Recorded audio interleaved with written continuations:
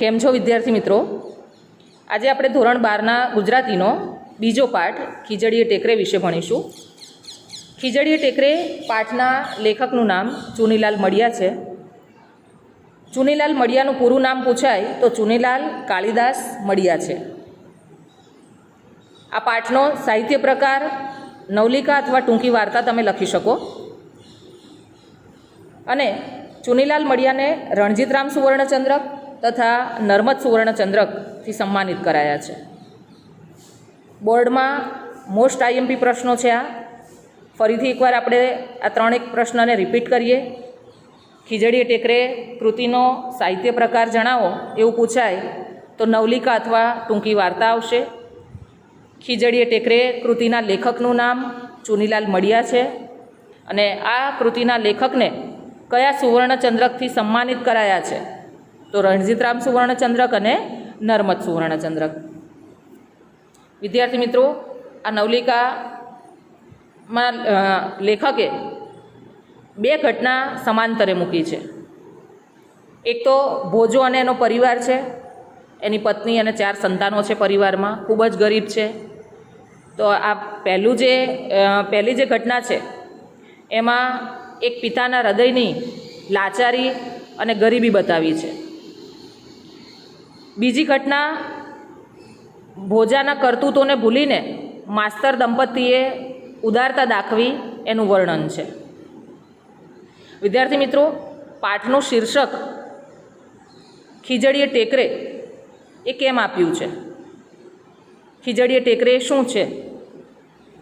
તો ગામમાં કોઈ નાનું બાળક મૃત્યુ પામે ત્યારે એને દાટવા માટે ખીજડીએ ટેકરે જતા હતા. આવો વિદ્યાર્થી મિત્રો, આપણે આ નવલિકાને વિસ્તારથી સમજીએ. ખૂબ જ હૃદયદ્રાવક, સમાજની વાસ્તવિકતા તરફ આંગળી ચીંધતી આ નવલિકા આપણે જોઈએ.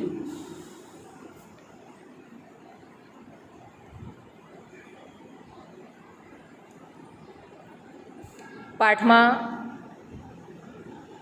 આઈએમપી શબ્દો,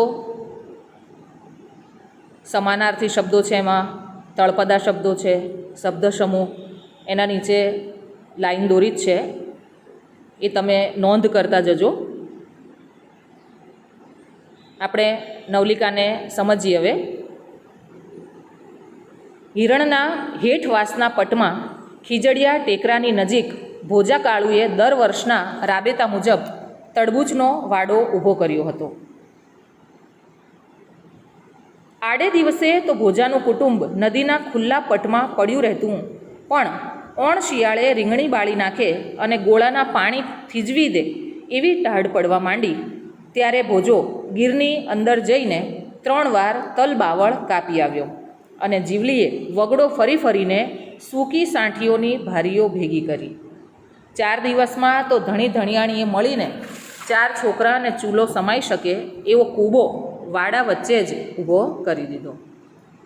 હિરણ નદી છે, એ નદીના પટમાં ભોજાએ દર વર્ષની જેમ તરબૂચનો વાડો ઊભો કર્યો છે. એટલે તરબૂચનું વાવેતર કર્યું છે. વાડો એટલે વાવેતરની જગ્યા. જ્યારે ઠંડી ના હોય ત્યારે ભોજાનું કુટુંબ નદીના ખુલ્લા પટમાં પડ્યું રહેતું હતું, પણ આ શિયાળે બહુ જ વધારે ઠંડી છે એટલે ભોજાએ અને એની પત્ની જીવલીએ એક કૂબો બનાવ્યો છે. કૂબો કોને કહેવાય? શબ્દ સમૂહમાં ખાસ પૂછાય છે. કૂબો એટલે કે ઘુમ્મટવાળું ઘાસનું ઝૂંપડું. એક વાક્યના પ્રશ્નમાં પણ મોસ્ટ આઈએમપી છે કે ભોજાએ રહેઠાણમાં શું બનાવ્યું હતું? ભોજાએ રહેઠાણમાં કૂબો બનાવ્યો હતો. આ પૂછાય જ છે બોર્ડમાં, પણ ધ્યાન રાખજો. અને શબ્દ સમૂહ કૂબો એટલે શું? ઘુમ્મટવાળું ઘાસનું ઝૂંપડું. છતાં ભોજાને લાગતું હતું કે દર વર્ષ કરતાં આ વખતે ટાઢ મારા પર વેર વાળવા આ વાડા ઉપર જ વધારે પ્રમાણમાં ખાબકી છે. એક તો હિરણની પાટના ટાઢાબોળ પાણી અને વધારામાં પોષ મહિનાનો હિમ જેવો વાયરો. આ હિમવર્ષા વચ્ચે ભોજો સાવ ઉઘાડે ડીલે ઊભો ઊભો વાડાનું ટોયામણ કરતો. એને પહેરવા કેડિયું તો આજ કેટલાય સમયથી સાંપડ્યું નહોતું. વર્ષો જૂની ચોરણી હતી, એના ઉપર ગોદડા જેટલા ઉપરા ઉપરી થીંગડા ચોંટી ચૂક્યા હતા અને હવે એ થીંગડાઓ પણ ઘસાતા ઘસાતા ચાળણી બનેલું એ થેપાડું એટલું તો જીર્ણ થઈ ગયું હતું કે હવે એનો વધારે જીર્ણોદ્ધાર શક્ય જ નહોતો. જો ડીલ એટલે શરીર, ટોયામણ એટલે પાણી સિંચવું, થેપાડું એટલે ધોતિયું અને જીર્ણોદ્ધાર એટલે એના કપડાં સાવ ફાટી ગયેલા હતા, એ હવે પહેરવા લાયક નહોતા. ભોજો દર વર્ષની જેમ આ વર્ષે પણ તરબૂચનો વાડો કર્યો છે. આટલી બધી ઠંડીમાં એની પાસે શરીર ઢાંકવા માટે પૂરતા કપડાં નથી. એક ધોતિયું છે એ વર્ષો જૂનું ખૂબ જ ઘસાઈ ગયું છે અને એ ટોયામણ કરી રહ્યો છે. ટોયામણ એટલે એ વાડાને પાણી સિંચવું. તાડ જીરવવી એ ભોજા માટે નવી નહોતી. ભૂતકાળમાં પોતે જ્યારે સીમ ચોરીઓને રવાડે ચડેલો ત્યારે કાજળ ઘૂંટ્યું હોય એવી કાળી ડિબાંગ રાતે કાજળ રંગ જોડે પોતાના સીસમ વર્ણા શરીરનો સુમેળ સાધવા તે કડકડતી ટાઢમાં પણ ઊભા મોલમાંથી ભારીઓ બાંધી જતો. છતાં હવે અવસ્થા થઈ હતી અને જુવાનીના ચડતા લોહીના અભાવે સહનશક્તિ પણ ઘટી હતી. તેથી હિરણના ઉપવાસથી સુસવતા વીંછીના ડંખ જેવા ઠંડા વાયરા કૌચિત ભોજાના જડબાની ડાકલી બજાવી જતા ખરા, પણ પોતાની 32 દાંતિયા કરડે એ સામે ભોજાને એટલો રંજ નહોતો જેટલો રંજ એને ટાઢમાં કપડાને અભાવે ઠૂંઠવાતા નાંગા પૂંગા બાળકોનો હતો. ભોજા માટે ઠંડી સહન કરવી એ નવી વાત નહોતી. ભૂતકાળમાં એ ખૂબ જ ચોરીઓ પણ કરતો હતો. અંધારી રાતમાં એ ચોરી કરી ઘણીવાર એ પકડાઈ પણ જતો હતો. અત્યારે એટલી બધી ઠંડી છે કે એના જડબા અને એના દાંત જાણે ડાકલા બજાવી રહ્યા હોય. આપણે ઠંડીમાં દાંતનો કટકટવાનો અવાજ આવે, ધ્રુજવાનો. ભોજાને પોતાનું દુઃખ નથી, પણ એને એના બાળકોની ચિંતા છે. શું ચિંતા છે એને બાળકોની? કે આટલી બધી ઠંડી છે અને એના જે બાળકો છે એમની પાસે પહેરવા માટે કપડાં નથી. આટલી ઠંડીમાં એના બાળકો કપડાના અભાવે ઠૂંઠવાતા હતા. એ વાતથી ભોજો ખૂબ જ દુઃખી હોય છે. વિદ્યાર્થી મિત્રો, અહીંયા બીજો પ્રશ્ન પણ મોસ્ટ આઈએમપી છે કે ભોજો કઈ વાતથી દુઃખી હતો? તો ટાઢમાં કપડાને અભાવે નાંગા પૂંગા બાળકો ઠૂંઠવાતા હતા એ વાતથી ભોજો દુઃખી હતો. ટોયામણ કરતો કરતો ભોજો ક્વચિત ટેકરા પાછળ લપાઈને બેઠેલા ગામમાં આવેલી કાપડની દુકાન પર પોતાના મનઃચક્ષુ માંડતો અને દુકાનની અંદર ઘોડા ઉપર ખડકાયેલી કાપડની થપ્પીઓ પોતાની ચોર નજરે નોંધી લેતો. ટોયામણ કરવું એટલે પાણી સિંચવું. તરબૂચના વાડાને પાણી સિંચતો હતો, પણ એની નજર ગામમાં જે કાપડની દુકાન હતી ને એની તરફ હતી, કારણ કે એને એના બાળકોની ચિંતા હતી. એના બાળકો માટે ગમે ત્યાંથી એ કપડાં લાવવા માટે તૈયાર હતો, ભલે ચોરી કરવી પડે એને. માધવજી કાપડીઓ ગજના ગજ ભરે, પણ મારા જેવા સારું કટકી લુગડું પણ ફાડે નહીં. માધવજી નામનો દુકાનવાળો હતો, કાપડ હતું એને ત્યાં, કાપડની દુકાન હતી. એમ કે આટલું બધું એના ત્યાં કાપડ પડ્યું છે, પણ મારા જેવા ગરીબને એક ટુકડો પણ નથી આપતો. ભોજા જેવો ભડ માણસ પણ મણ એકનો નિસાસો મૂકતો અને તરત એનામાં રહેલો ભૂતકાલીન ભોજીઓ ધાડ પાડું સળવળી ઉઠતો. જો ભોજા જેવો ભડ માણસ, ભડ એટલે બહાદુર, શું કરતો? મણ એકનો નિસાસો મૂકતો.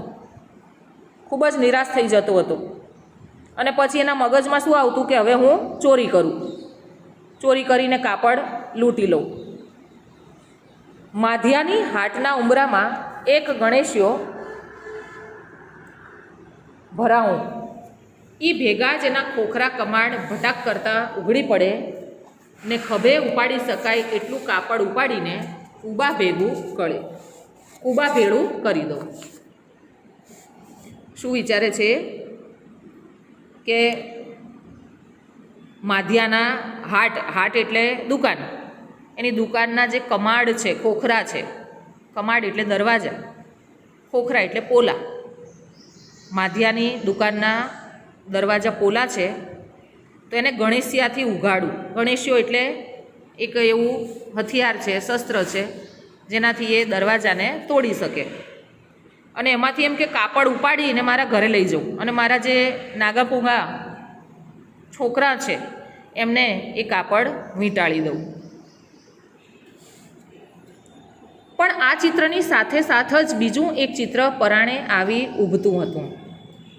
ગામના શકમંદ શખ્સોની યાદી ઉપરથી કૂબાનો સગડ કાઢીને પસાયતો ભોજાને ઢોર માર મારી રહ્યા છે. ગુનાની પરાણે કબૂલાત કરાવવા પોતાને ઝાડની ડાળે ટાંગીને નીચે તાપ કર્યો છે. મુદ્દા માલનો પત્તો મેળવવા કાપડ ક્યાં દાટ્યું છે એ સ્થળ બતાવવા હાથ પગ બાંધી રણ ગોવાળીઓ બનાવીને ઉપર લાકડીઓની તડાપીટ બોલે છે. ભોજો વાડામાં છોડને પાણી સીંચતો ત્યારે એના મગજમાં ચોરી કરવાનો વિચાર આવ્યો કે માધવની જે દુકાન છે એના દરવાજા તોડું અને જેટલું પણ કાપડ છે એટલું ઉપાડી અને મારા કૂબામાં લઈ જાઉં. પણ એને ભૂતકાળમાં જે કામો કર્યા હતા, ચોરી કરી હતી અને પસાયતે એને ઢોરમાર માર્યો હતો એ યાદ આવે છે. એટલે ભોજો શું કરે છે? ચોરી કરવાનું માંડી વાળે છે. જો અહીંયા પસાયતો શબ્દ છે, પસાયતો એનો અર્થ પોલીસ પટેલનો રખેવાળ અથવા સહાયક, એને પસાયતો કહેવાય. આ પણ બોર્ડમાં શબ્દ સમૂહ માટે પૂછાય જ છે. વિદ્યાર્થી મિત્રો ટીક કરતા રહેજો આ શબ્દો નીચે. ના ના, હવે આ ઉતરતી અવસ્થાએ આવા ઢોર માર મારાથી નહીં વેઠાય. ભોજાએ આ જોખમ વહોરવાનું માંડી વાળ્યું. જોખમ એટલે સાહસ. ભોજો યુવાનીમાં ચોરીઓ કરતો હતો, પોલીસે એને ખૂબ જ માર્યો હતો, ગુનાની કબૂલાત કરાવી હતી. પણ હવે કે મારાથી આ માર સહન નહીં થાય એટલે હું આ જોખમ નહીં ઉઠાવું. ચોરી કરવાનું જે જોખમ વિચારતો હતો એ ના માંડી વાળ્યું એણે. આવા જોખમ ખેડવાની આવશ્યકતા જ ન રહે એવો સુભગ સંયોગ ભોજા સમક્ષ આવી ઊભો.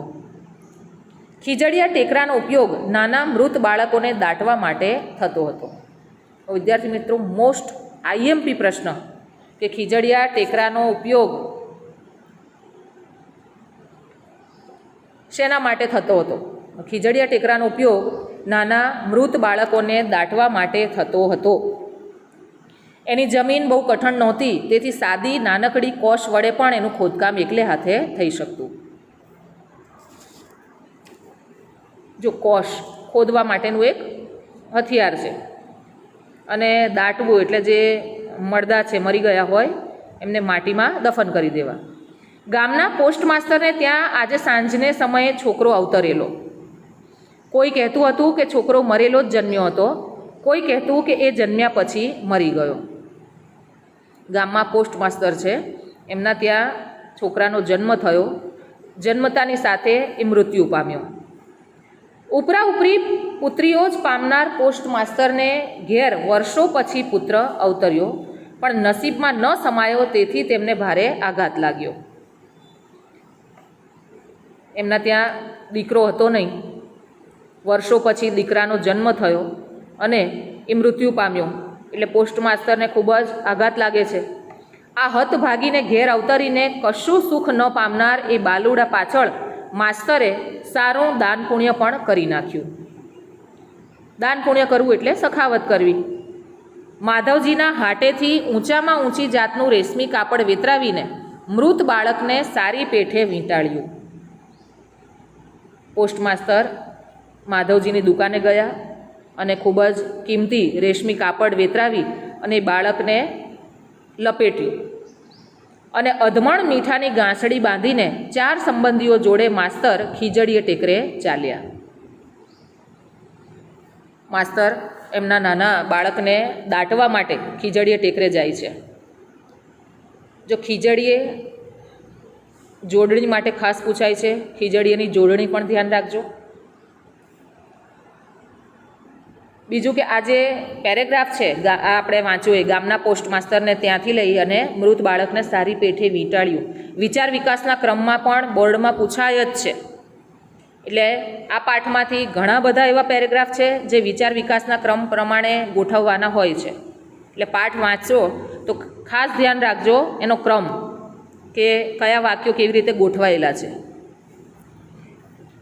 ઉઘાડે ઢીલે ઠંડીમાં થરથરતો માધા કાપડિયાની દુકાન ફાડવાનો વિચાર કરતો અને પકડાઈ જવાની બીકે પોલીસના મારથી કાંપતો ભોજો તડબૂચની વચ્ચે ચાડિયાની જેમ ઊભો હતો. દિલ ઉઘાડું છે, ગરીબ એટલો બધો છે કે એની પાસે ઠંડીમાં શરીરને ઢાંકવા માટે કપડાં નથી, પણ ચોરી કરવાથી પકડાઈ જવાની બીકે અને પોલીસના મારના કારણે એ ચોરી કરવાનું માંડી વાળે છે અને વાડાની વચ્ચે ચાડિયાની જેમ ઊભો છે. ચાડિયો ખબર છે ને વિદ્યાર્થી મિત્રો તમને? જે પક્ષીઓ અનાજ ખાઈ જતા હોય તો એને ઉડાડવા માટે માણસના આકારનું એક પૂતળું ત્યાં મૂકવામાં આવે છે ખેતરમાં. એ જ વખતે પોસ્ટ માસ્તરના પુત્રના દફન માટે લોક ખીજડીએ ટેકરે આવી પહોંચ્યા. બાળકના મૃતદેહ પર 7-8 પડમાં વીંટાળેલ મહામૂલું વસ્ત્ર ભોજા જેવા જ અવસ્ત્રાની નજરે પડ્યા વિના રહે એમ નહોતું. ભોજાએ જોયું કે આ નાનું બાળક મૃત્યુ પામ્યું છે અને એના શરીર ઉપર ખૂબ જ કિંમતી રેશમી વસ્ત્ર વીંટળેલું છે. બાળકને ઠીક ઊંડાણમાં દાટી માથે મીઠું ભભરાવી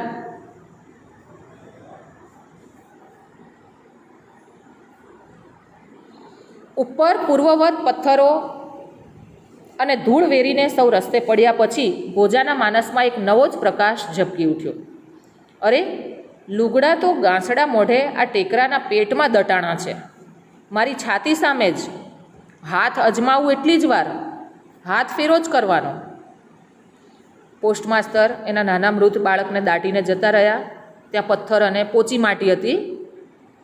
હવે પેલો ભોજો વિચાર કરે છે કે કપડાં મારી સામે જ છે, એટલે કે નાના જે બાળકોને દફન કર્યા હોય, દાટ્યા હોય, તો એમના ઉપર વીંટાળેલા જે કપડાં છે એ વીંટાળેલા કપડાં કાઢવાનો ભોજાએ વિચાર કર્યો.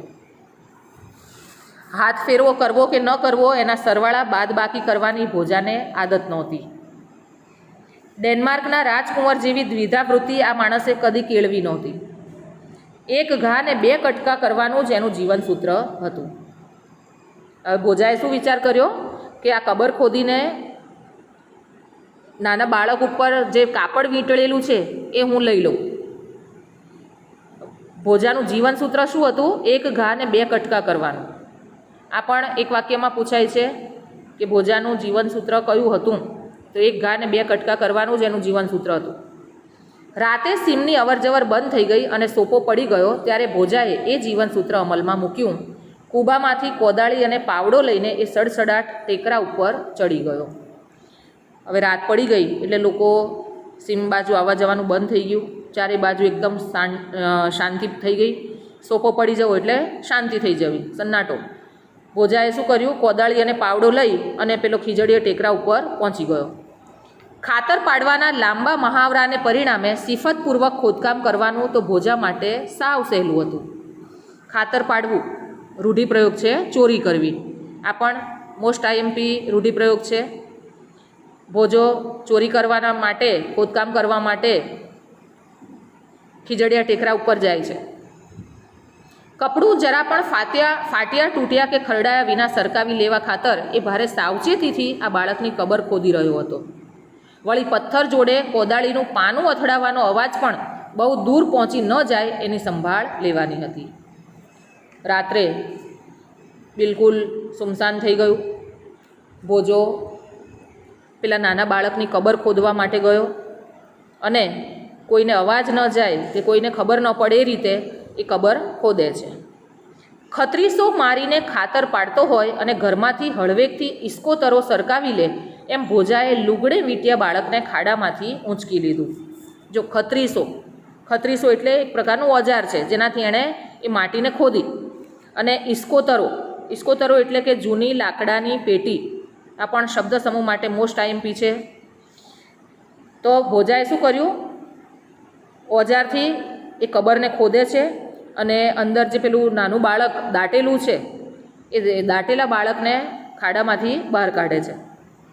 પણ ઉચકતા જ એણે આશ્ચર્ય અનુભવ્યું. હાડમાસનોય નાનકડો નિશ્ચેષ્ટ લોચો સહેજ સળવળ્યો. કૂણા હાથ જેવી કશીક વસ્તુ અંદર ઊંચી નીચી થતી લાગી. જેવું પેલા બાળકને એણે બહાર કાઢ્યું કબરમાંથી, મૃત બાળક હતું, પણ એણે જોયું જેવું એણે હાથમાં લીધું ને એટલે એ બાળક સહેજ સળવળ્યું. ભોજા જેવો ભડ આદમી પણ ભડકી ઉઠ્યો. હવે આટલી અંધારી રાતમાં એક મૃત બાળક સળવળે એટલે આશ્ચર્ય થાય અને ડર પણ લાગે. એટલે ભોજા જેવો ભડ આદમી, બહાદુર આદમી પણ ભડકી ઉઠ્યો. મરેલ છોકરાઓને દાટવાના આ ટેકરામાંથી જીવતું બાળક ક્યાંથી નીકળ્યું? આ કોઈ ખવીસની રમત તો નહીં હોય? એને વિચાર આવ્યો કે આ બાળક તો મરેલું હતું, આ જીવિત કેવી રીતે થયું? આ કોઈ ભૂત પ્રેતની રમત તો નહીં હોય ને? પણ અત્યારે એવી કલ્પનાઓ કરવાનો એ અવકાશ ક્યાં હતો? અવકાશ એટલે સમય. આ બધું વિચારવાનો અત્યારે સમય નહોતો, કારણ કે કોઈ ગામનું વ્યક્તિ જો એને જોઈ જાત તો એને ફરી પાછો મારે. હાથમાં વધારે ને વધારે ઝડપથી સળવળતું આ બાળક હવે રડવા માંડે અને પોતાની આ ઘોર ખોદ પ્રવૃત્તિ જાહેર થઈ જાય એ પહેલાં આ સ્થળ છોડી જવું જરૂરી હતું. હાથમાં એ બાળક સળવળી રહ્યું છે એટલે કે એ બાળક જીવતું છે. હવે રડે નહીં એ માટે ભોજો ફટાફટ એને શું કરે છે? પોતાના ઘર તરફ લઈ જાય છે. જો અહીંયા મેં લાઈન દોરી છે, ઘોર ખોદ પ્રવૃત્તિ. ઘોર ખોદ એટલે જમીન ખોદવાની પ્રવૃત્તિ. કોઈ એને જોઈ ના જાય કે આ કબર ખોદી રહ્યો છે, નહીં તો પાછા ગામના લોકો એને પકડીને મારે, પેલો પસાયત આવી જાય અને એને મારે. એટલે ભોજાએ વિચાર કર્યો કે બાળકને હું જલ્દીથી અહીંયાથી લઈ જાઉં. પણ કરવું શું? ચોરેલી વસ્તુ મૂળ સ્થાને ગોઠવી દેવી 100% સલામત માર્ગ તો એ જ હતો. તો પછી આ ઘોર ખોદવાનો મૂળ ઉદ્દેશ્ય માર્યો જ જાય. અંગ ઢાંકણ કપડાનું શું? હવે મનોમંથન છે એને કે કરવું શું? આ પાછું બાળકને અંદર પાછું દાટી દઉં કે પાછું એને લઈ જાઉં ઘરે? જો એને પાછું દાટી દઈશ તો એના ઉપરથી હું કાપડ લેવાનું મારો જે આ ઉદ્દેશ્ય હતો એ નહીં રહે. પછી કાપડ કેવી રીતે મળશે? મારા છોકરાઓ ઠંડીમાં ઠૂંઠવાઈ રહ્યા છે, એમને એમના શરીરને હું ઢાંકીશ કેવી રીતે? એટલે ભોજાના મનમાં આ મનોમંથન થાય છે. વિદ્યાર્થી મિત્રો, આપણે આટલો પાઠ ભાગ 1 રૂપે અત્યારે ભણીએ, બરાબર? ભાગ બીજો હું નેક્સ્ટ વિડીયોમાં તમને શેર કરીશ.